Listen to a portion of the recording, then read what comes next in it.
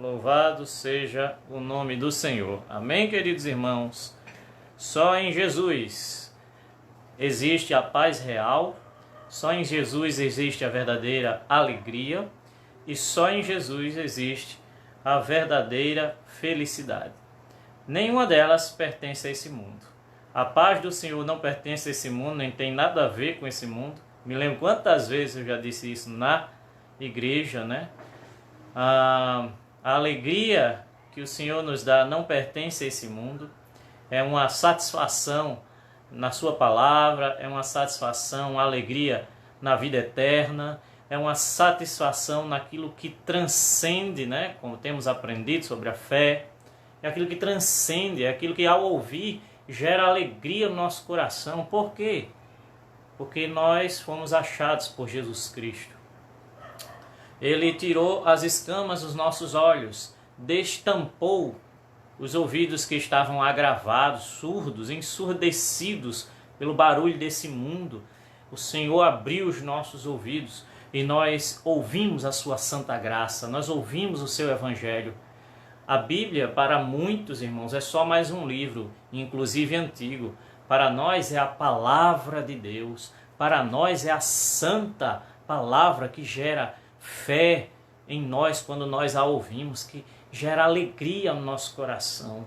Nós almejamos, pela santa palavra, encontrar o Senhor. Por quê? Porque a nossa fé que Deus nos deu, né? Através da palavra, através da graça do Espírito Santo, recebemos fé de Deus e nós temos essa inteira certeza no nosso coração. E quando pensamos na vinda de Cristo, quando pensamos na nossa ida até Ele ou na vinda dele até nós, isso já gera alegria no nosso coração. Nós queremos rapidamente.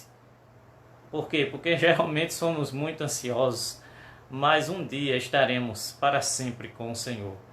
E só essas palavras já consolam o coração daquele e daquela que tem recebido o Santo Evangelho, tem recebido essa graça. Então, só em Jesus, a paz real você vai encontrar, né? Louvado seja Deus. Amém, irmãos? Hoje eu quero começar com vocês uma exposição, não sei quanto tempo vai durar, Deus o sabe, no livro de 2 Pedro. Livro de 2 Pedro, na verdade, né, a gente fala 2 Pedro por costume, mas o livro é livro mesmo, não é uma carta, é um livro escrito para a igreja. Pedro escreveu um livreto, um livro pequeno, né? Então é primeiro livro de Pedro, primeiro livro de Pedro, segundo livro de Pedro. Não é como uma carta enviada especificamente para uma igreja, como o apóstolo Paulo fez em diversas ocasiões. O autor, obviamente, é o apóstolo Pedro. Pedro, aquele que negou Jesus 3 vezes. Pedro, aquele, né, que em Atos dos Apóstolos, no início do livro, recebeu o dom do Espírito Santo e começou a pregar o evangelho de forma ousada, tomando ali, né, a liderança do pastoreio da igreja em Jerusalém, tomando a voz mesmo, tomando a palavra, anunciando o evangelho de nosso Senhor Jesus Cristo, e milhares de pessoas se converteram depois dessa pregação de Pedro, que começa lá em Atos capítulo 2.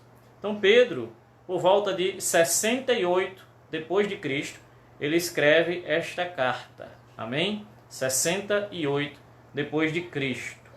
E essa carta, ela tinha o seguinte propósito.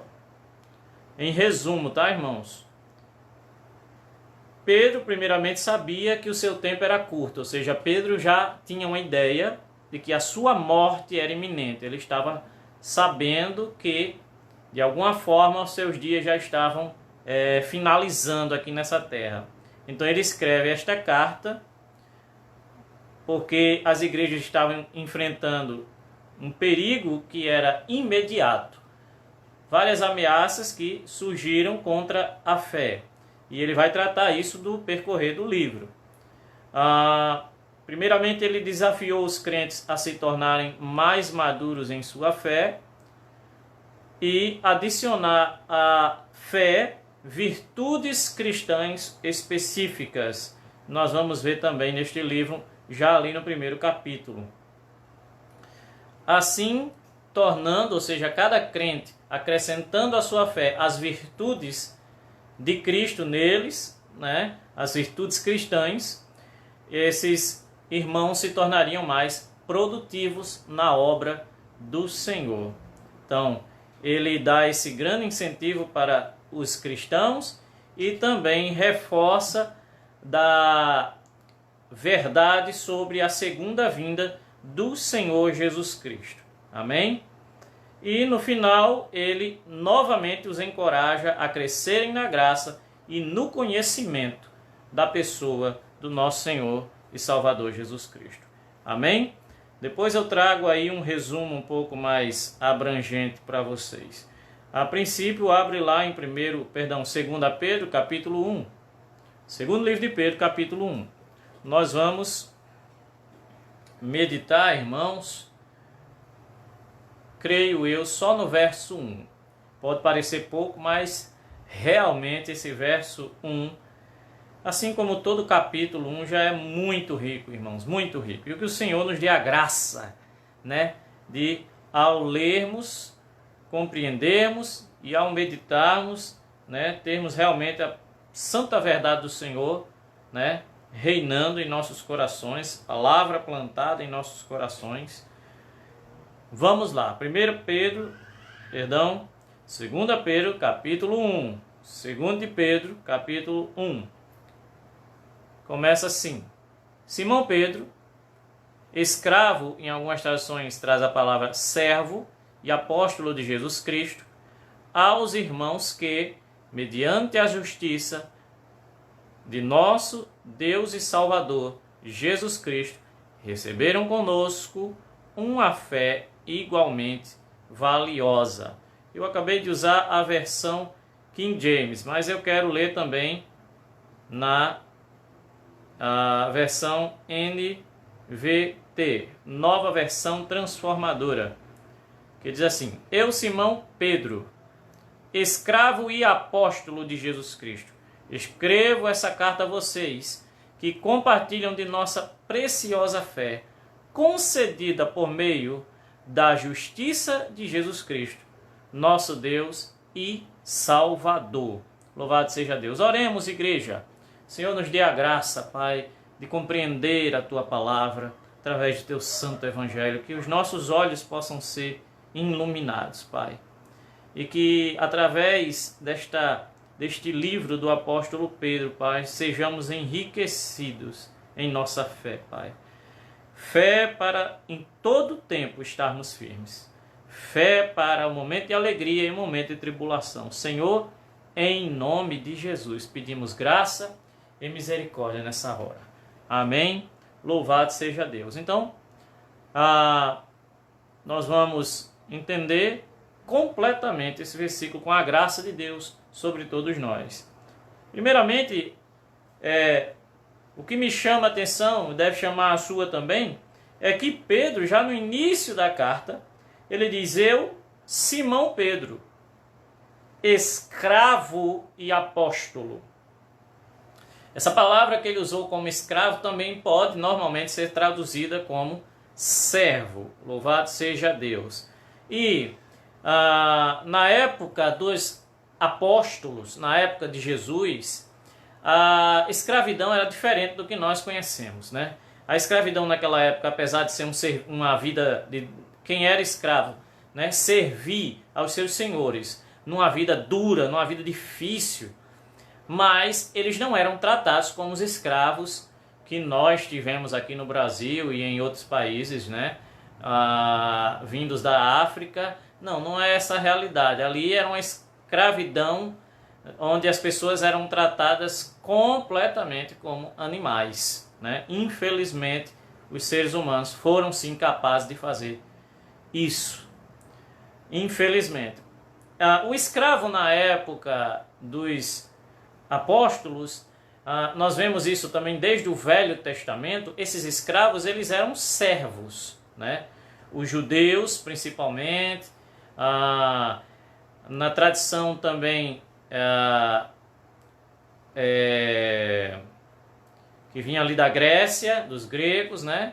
Tinham servos. Então, os servos eram pessoas que deviam dinheiro, e ali eles eram, para pagar uma dívida, eles pagavam com serviço. O servo era uma pessoa que tinha cometido um crime, e para pagar o crime, muitas vezes tinha que ficar servindo a um determinado senhor que o juiz tinha escolhido, que a autoridade tinha escolhido, e aquele escravo se tornava servo daquele senhor, daquela pessoa um pouco mais abastada, um pouco mais rica, né? Aquela pessoa, ela tinha diversos servos, tinha um, tinha dois, isso era comum naquela época. E o servo, para pagar a sua dívida para com a justiça, ele tirava ali um tempo de serviço sem salário, né? Então era um trabalho sem receber salário. Todos que viviam assim já recebiam o nome de servos. Servos. Claro que alguns estavam em outras situações onde eles próprios já nasceram servos, ou eles optavam por serem servos de um determinado senhor que eles consideravam ser bons. Então, irmãos, quando o Pedro está nomeando, né, ele está dizendo, ele chama a si mesmo de servo, de escravo. Ele quer transmitir essa ideia de que ele era uma pessoa que estava totalmente a serviço de Jesus Cristo, da vontade de Deus, do reino de Deus, do Evangelho. Ele era uma pessoa que estava completamente entregue, né? Completamente entregue à obra de Deus. Ele não era uma pessoa que tinha um segundo plano, que a obra de Deus, ou seja, a pregação do Evangelho não era segundo plano, era primeiro e único plano na vida dele. Então Pedro entendia que ele era servo desta maneira. E não somente ele, quando ele também anuncia a si mesmo como servo, né, nós percebemos que não somente ele faz isso. Abra comigo a sua Bíblia no livro de Filipenses, ou então para aqueles que estão anotando aí, só anota, você pode ler depois. Filipenses capítulo 1, Filipenses capítulo 1, verso 1. Ou seja, no início da carta de Filipenses, aos Filipenses, o apóstolo Paulo fala assim, ó, ou seja, semelhante a Pedro, né? Paulo e Timóteo, Paulo e o irmão Timóteo, escravos ou servos de Cristo Jesus, escrevemos a todo o povo santo em Cristo Jesus, que está em Filipos, incluindo os bispos e diáconos. Então, os servos, os escravos, os serviçais de Cristo. Aí aqui você já acrescenta Paulo e Timóteo. Então, os apóstolos, eles tinham esse entendimento, irmãos, e transmitem para nós, de que nós podemos e devemos colocar a nossa fé nisso. Nós não podemos olhar para o reino de Deus como sendo secundário na nossa vida. Eu tenho minha família, eu tenho meu trabalho, e o reino de Deus, ou fazer a obra de Deus, pregar o Evangelho, é quando eu posso.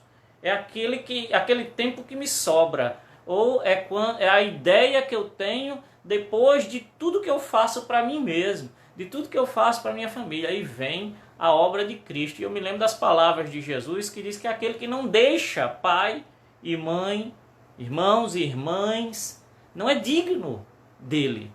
Então, não é que todo mundo tem que sair abandonando pai e mãe, não é isso que Jesus está falando. Mas é no coração.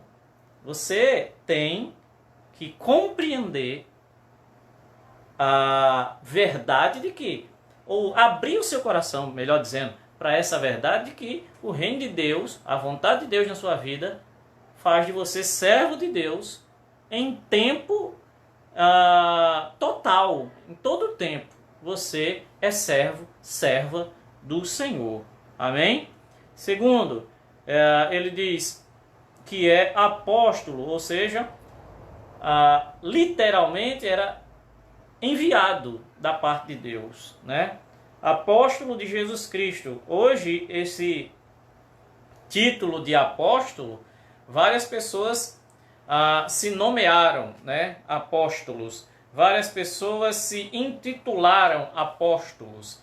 Mas apóstolo, verdadeiramente, né, nós conhecemos que a categoria de apóstolos, segundo a palavra de Deus, é os apóstolos de primeira escala, de primeira instância, ou melhor dizendo, os apóstolos do Cordeiro mesmo.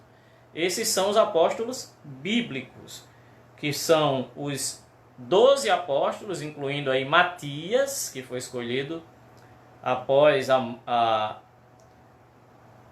morte de Judas, né? E incluindo o apóstolo Paulo. Esses são os apóstolos do Cordeiro, os apóstolos de Cristo que saíram para pregar o Evangelho por todo mundo, os enviados do Cordeiro de Deus, os enviados de Cristo.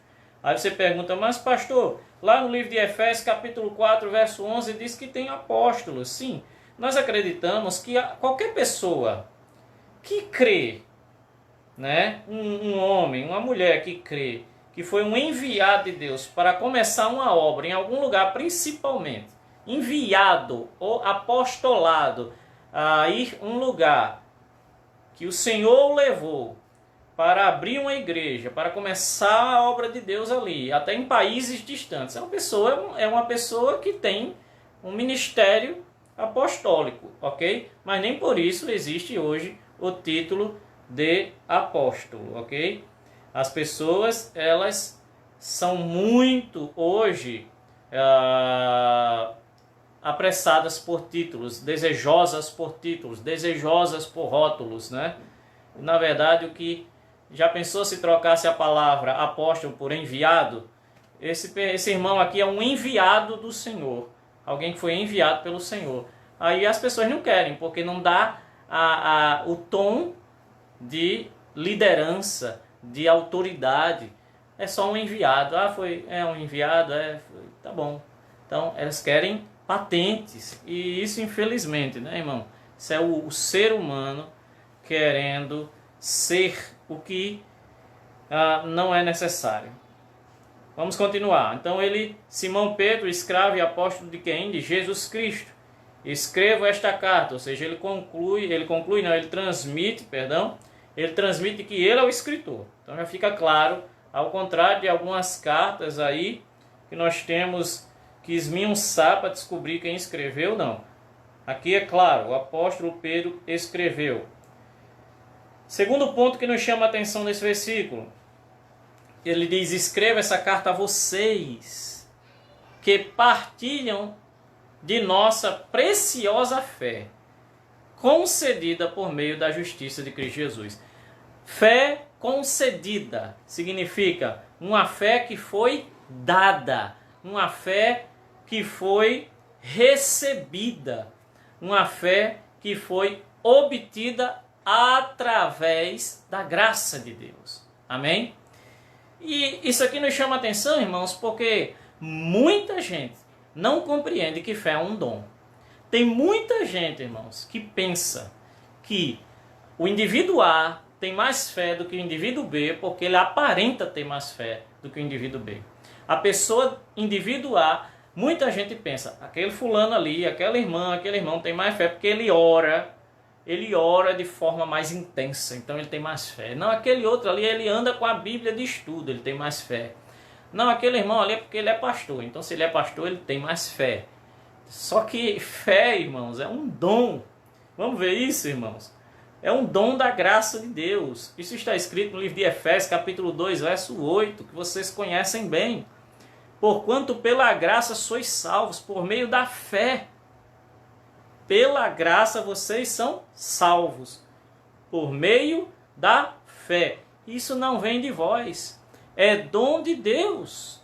Não vem de obras ou por intermédio das obras, a fim de que ninguém venha a se gloriar ou se orgulhar por esse motivo.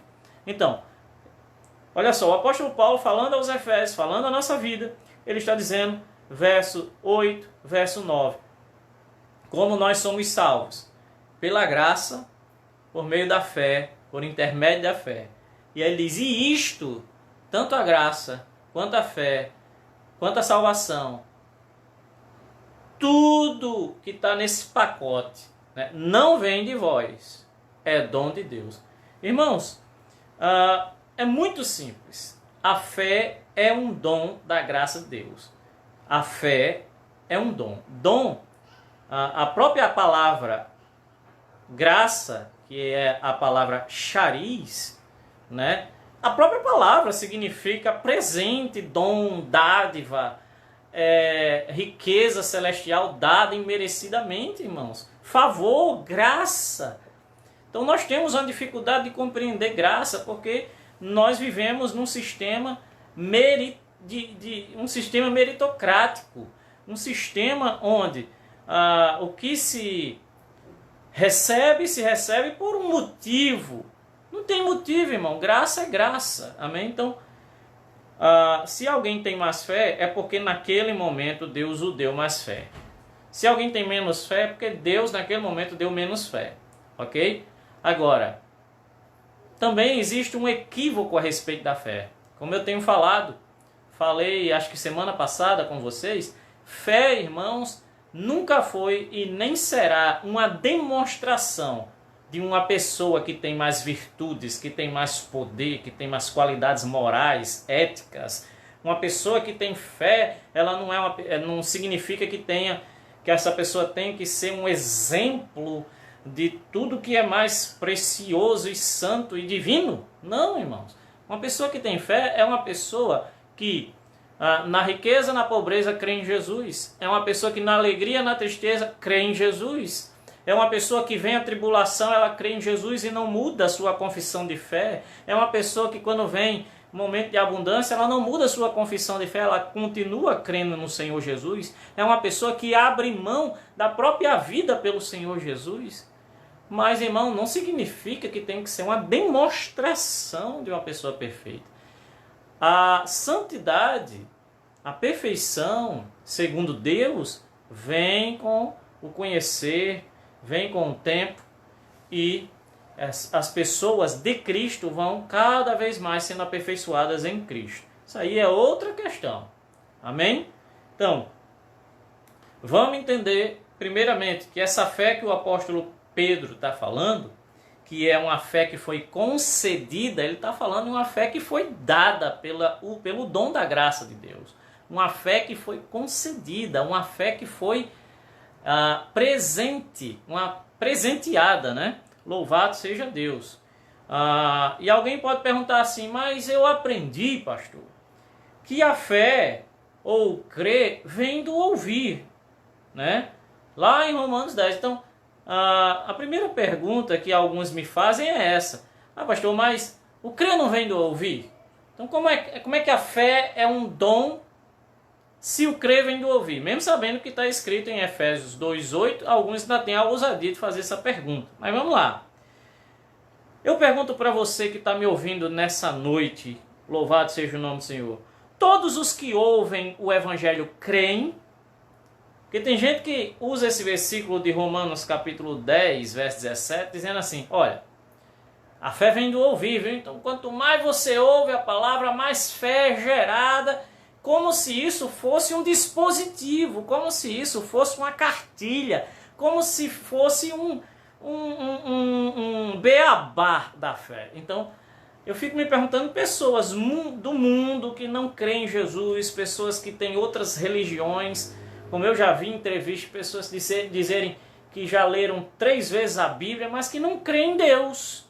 Eu fico me perguntando como é que um ateu lê a Bíblia 3 vezes e não crê em Deus, porque segundo algumas pessoas, a fé vem somente do ouvir. É só ouvir e a fé será gerada. Mas isso é falta de entendimento, irmãos. Isso é falta de compreensão, porque fica tirando o texto do seu contexto. Você sabe qual é o contexto? Vê lá comigo, Romanos capítulo 10, verso 16. Eu acho incrível. Eles isolam o verso 17, muitas vezes. Mas não lê o verso 16, porque no verso 16 diz assim, ó, mesmo assim, nem todos os israelitas aceitaram o Evangelho. Nem todos os de Israel aceitaram a fé, aceitaram o Evangelho. Porquanto declarou Isaías. Aí ele faz referência ao profeta Isaías. O apóstolo Paulo faz referência de Isaías, cita Isaías. Declarou Isaías: Senhor, quem acreditou na nossa mensagem ou em nossa pregação? Como consequência, a fé vem pelo ouvir as boas novas, e as boas novas pela palavra de Deus.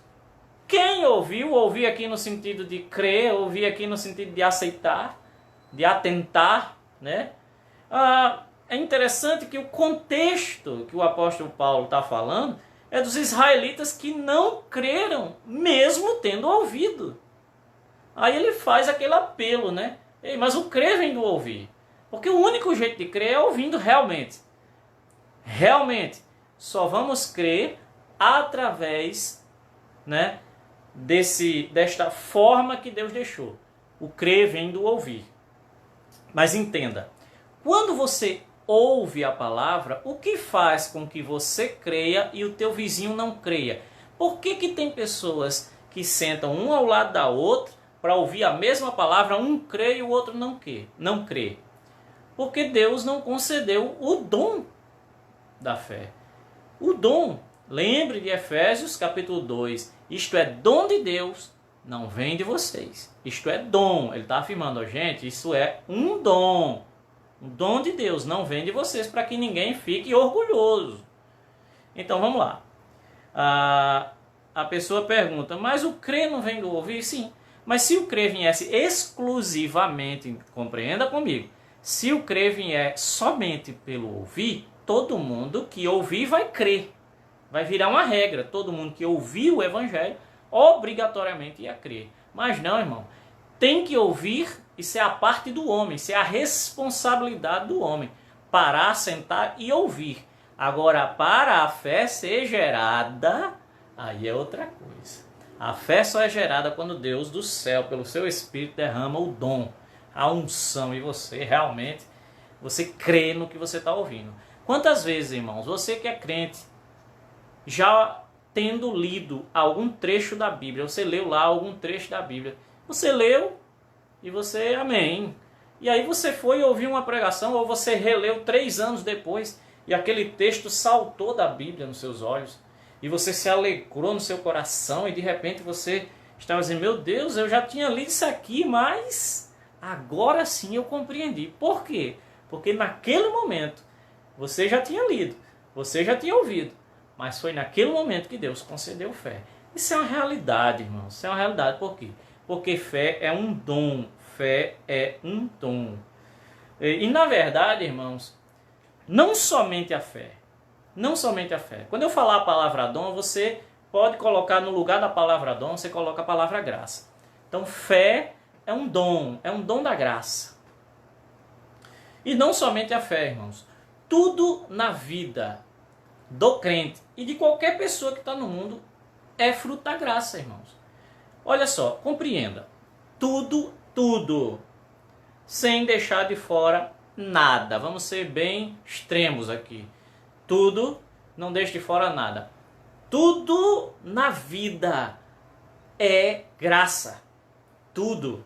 O ar que você está respirando agora é graça.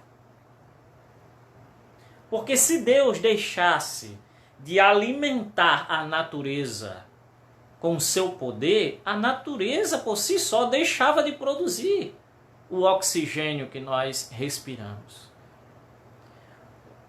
O dia amanhecer, o sol nascer, o sol se pôr, é graça. A Bíblia diz que Deus é que está controlando, Deus é que está por trás de tudo. Deus é que está no controle de tudo. Tudo pertence a Ele, tudo é dele. Nele somos, neles nós nos movemos e nós existimos, disse o apóstolo Paulo. Tudo é Ele, é o Deus Criador e aquele que é mantenedor de tudo. Tudo existe por Ele, por intermédio dele, ali por Ele tudo foi feito e nada do que existiria se não fosse por Ele. A própria vida em si é um dom, irmão. A vida como um todo. Se nós começarmos a compreender a graça de Deus como ela realmente é, irmãos, nós vamos ser agradecidos, né? Tem gente que pensa assim, eu vou ter uma vida muito boa se eu morrer velho, vendo meus netos, meus bisnetos, e eu prosperar na vida, e aí sim eu experimentei a graça de Deus. Não, irmão, não. A graça de Deus, ela se manifestou em nossa vida desde o dia em que fomos gerados. A graça de Deus está em tudo. Está no dia em que você nasceu, graça te deu luz, te deu vida. O ar que você respira, a comida que você se alimenta, filhos que você teve são fruto da graça de Deus. Aí você diz, mas pastor, e o mundo? Irmão, está escrito na palavra de Deus que ele faz o sol nascer sobre justos e o que? Injustos. Isso aqui é Deus dizendo, é pela graça que eu faço isso. Não é apenas para os justos. Irmãos, é muito maior do que você imagina a manifestação da graça. A manifestação da graça está em tudo, irmãos, em tudo. Comece a olhar ao seu redor e entenda que tudo é graça. Tudo é graça. Porque, irmãos, nós temos uma tendência, infelizmente, religiosa. É falsa, esse ensino é falso, de que Deus parece que ele está ausente na maior parte da nossa vida. E se nós, por exemplo, estamos doentes e somos curados, ai, Deus me deu uma graça. Uma graça? Não uma, mas uma dentre muitas. Muitas são as graças do Senhor. No plural, muitas são as graças do Senhor sobre a nossa vida. Meus irmãos, vocês não sabem, para pensar quantas vezes o Senhor tem te livrado. Por quê? Porque Ele quis, irmãos. E no dia, escute só, no dia que nós pararmos de existir para esse mundo e formos para a vida eterna, aí já, irmão, aí é a manifestação suprema da graça. Então entenda, é tudo por graça. É tudo pela graça. É tudo pela graça. Eu fico imaginando, lembrando, quantas passagens o Senhor dará ordem aos seus anjos, que te guardem, que te livrem, que te sirvam. Esses anjos aqui foram levantados para a ministração dos justos. Quantas manifestações do Senhor que nós não estamos vendo com os nossos olhos naturais, mas Ele é real, irmãos. É como o vento que você não vê, mas o vento é uma manifestação da graça. Você não vê a eletricidade, não normalmente, né? Mas, a não ser que você veja uma fagulha, mas você não vê a eletricidade por si só. Mas, irmão, ela é real. E a eletricidade não é invenção de homens. A eletricidade já estava na natureza. Deus criou a eletricidade. Meus irmãos, a água que você bebe, certo? O sustento de cada dia, tudo é graça, irmãos. Infelizmente, irmãos, nós queremos ver a graça de Deus apenas quando ela assim se descortina. Quando ela está por trás da cortina, aí tem muita gente que não entende que é graça. Como assim, pastor? Porque muita gente só acredita que é graça quando? Eu estava em casa, aí eu estava assim, quase sem ter o que comer, aí Deus mandou um irmão que trouxe uma bênção, uma oferta na minha vida. Aí Deus manifestou a sua graça. Não, amados, não. Deus manifestou a sua graça desde que Ele te deu o dom chamado vida. E estar nesse mundo, meus irmãos, estar nesse mundo é um dom da graça de Deus. Amém? É um dom da graça de Deus. Tudo é graça. 1 Pedro, primeiro livro de Pedro, né? O mesmo autor que nós estamos expondo aqui, no seu primeiro livro, no capítulo 5, verso 10, Pedro diz assim, e o Deus de toda graça, que em Cristo Jesus vos chamou à sua eterna glória, depois de haveres padecido um pouco, Ele mesmo vos aperfeiçoará, confirmará, fortificará, fortalecerá. Meus irmãos, Pedro está dizendo, o mesmo Deus, o Pai do nosso Senhor Jesus Cristo, Ele chamou vocês para a salvação eterna, para a glória eterna, para a vitória eterna, para a vida eterna. Depois que a gente padecer um pouco, Ele chama de pouco essa vida aqui, Ele mesmo vai fazer vocês serem aperfeiçoados, confirmados, fortificados, né? Ele mesmo vai fazer tudo. Ele está dizendo, é a graça que produz, é a graça que salva, é a graça que fortalece, é a graça que dá perseverança e é a graça que leva para a vida eterna. É tudo graça, irmãos, é tudo graça. Se nós começarmos a compreender isso, você vai começar a olhar para os seus filhos e ver graça. Tem gente que está olhando o tempo todo e vendo desgraça, mas irmão, é graça. A graça do Senhor está em tudo.